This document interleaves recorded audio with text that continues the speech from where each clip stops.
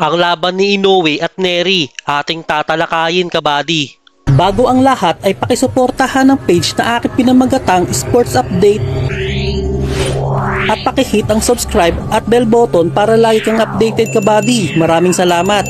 So nagulat nga po at napatayo sa kanilang mga upuan matapos bumagsak sa unang round ng laban ang tinaguriang halimaw ng Japan at undisputed champion na si Naoya Inoue matapos tamaan ng solidong suntok sa panga ni former world champion Luis Nery. Ito po ang kauna-unahang pagkakataong bumagsak si Inoue sa kanyang buong boxing professional career. Kaya naman mismong ang kampiyon ay tila ba nagulat at hindi makapaniwala sa mga nangyaring iyon. Subalit nang dahil nga po sa pagbagsak na iyon ay tuluyang nag-init si Inoue at tila ba nagising ang halimaw na natutulog sa loob ng katawan nito na agad ding nakabawi pagkalipas ng round 2 at pinabagsak ang challenger. Pinatumba rin ni Inoue si Luis Nery pagkalipas ng round 5 at tinapos na ang laban sa round 6 dahil sa impresibong panalo ni Inoue ay matagumpay niyang nadepensa ng kanyang titulo na undisputed super bantamweight title belts at umabante na din ang kanyang magandang record sa 27 wins at 24 knockouts at wala pa pong talo.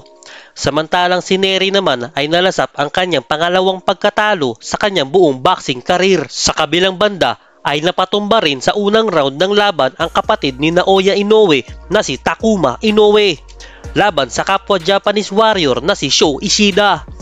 Hindi naman ininda ni Takuma ang knockdown at agad bumawi at pinaulanan ng suntok si Ishida hanggang manalo ang defending champion via unanimous decision. Samantalang isang big upset naman po ang nangyari sa resulta ng laban ni Jason Maloney laban sa bagitong Japanese warrior na si Yoshiki Takei.